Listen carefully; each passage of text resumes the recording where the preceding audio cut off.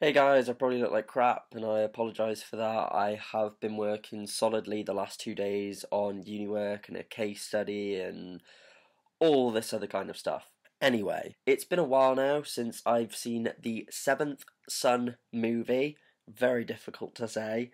Um, and I've been making my way through the books and everything, like I said, because I thought, hey, I'll give the movie the benefit of the doubt. But I do actually have a list of stuff that I want to go through as to why I'm hating on this movie so much. For one thing, right, there's a difference between a book being inspired by something and a book being based on something. Now, in some of the trailers it said inspired, in others it said based. And this film is in no way based on the book, because that would mean they're going to take the story and everything when they haven't. I don't feel. It's more inspired by. There's very loose things that they've taken. I mean, the film starts, I should say, spoilers warning from this point onwards. Film starts, and we get to see one of the spook's apprentices, which is like mentioned in the books. And I was like, this is awesome. They're going beyond the books and they're going to explore that. So I was like, okay, I'm into this. I think really everything that is wrong with this film, I can, it's like I said, I've summarised into a short list. One, the characters themselves. They feel very sort of wrong. Like the acting from Ben Barnes, I thought was incredibly just like wooden. Tom didn't really seem to have any kind of personality whatsoever. And as well, like Alice in the books, Alice is like an incredibly strong character. She's not a damsel in distress. She's just a straight up badass, and she makes Tom look wimpy at times. And it's the fact that Alice in the film is the classic, oh, let's run away together, oh, we're so in love sort of thing. And it's like, well, no, that's not the characters at all.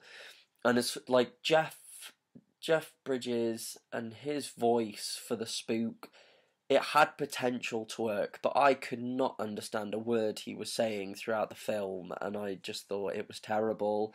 I didn't like the fact that the book is set in the countryside, and where the fact they say "ma'am," and these American actors who were talking.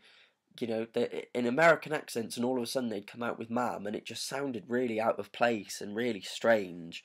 With the plot, in the book, it's a case of yes, Mother Malkin, she is the bad guy in it, but she escapes from the pit not because of a blood moon or because she just it just seems stupid in the film, because it's like she's just sat in the pit and one day it's like fuck it, let's escape from the pit.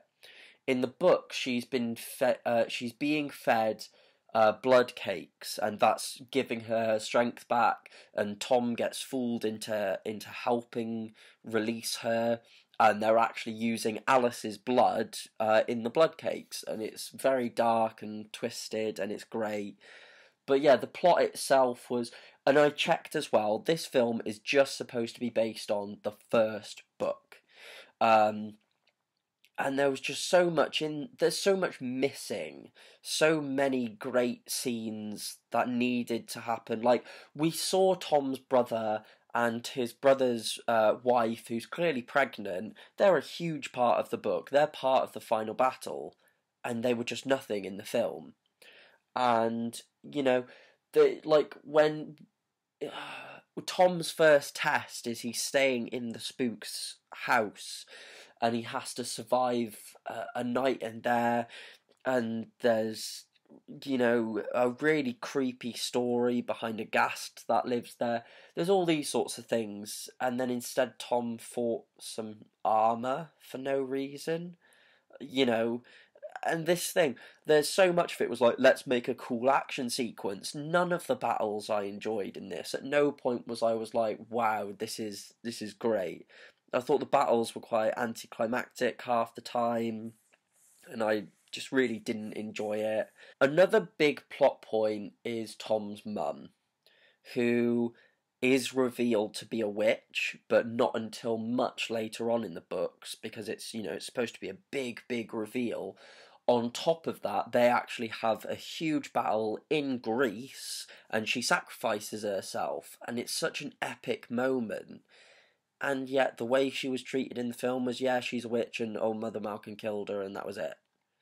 And it was, again, it feels like all these moments in the books that were so amazing are just such a throwaway thing.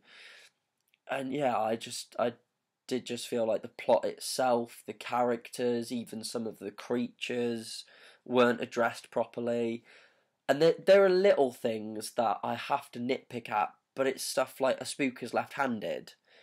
Um, so that's the hand he carries everything with and fights with, you know, and there are just these little attention to details that they didn't bother with. But what makes me sad is because, yeah, this book series, the Wardstone Chronicles, is one of my favourite of all time. I think the story, the darkness of it, everything is fantastic, and treated right, it would make an incredible film. And it's just sad because we have these films that come out, they flop, like the Darren Shan saga. That is 12, I think, of the greatest books you will ever read. They brought out the Vampire's Assistant film. It was shocking. It flopped. And now we probably will never see a Darren Shan film, a good one. The same we'll probably never get to see a decent Spooks film now. But I can definitely recommend the book.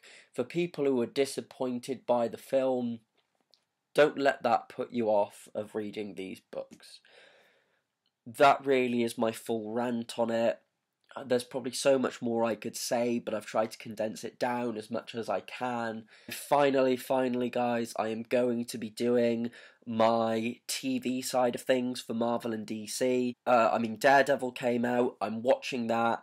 I'm going to wait till I finish that, which should literally be within the next day or two, and then we can talk about Daredevil at length. Like I said, Agents of S.H.I.E.L.D., Flash, Arrow, Gotham, the future plans for Marvel, and all this kind of stuff. I'm ready to do that video. It's like I said, I've got my WWE Universe, I'm still going to be churning episodes of that out. The Minecraft return video, the thing is, with this Minecraft series, yes, it doesn't look like we're going to be carrying on with it, but I've got unused video clips that I just wanted to put into one final video and put that up.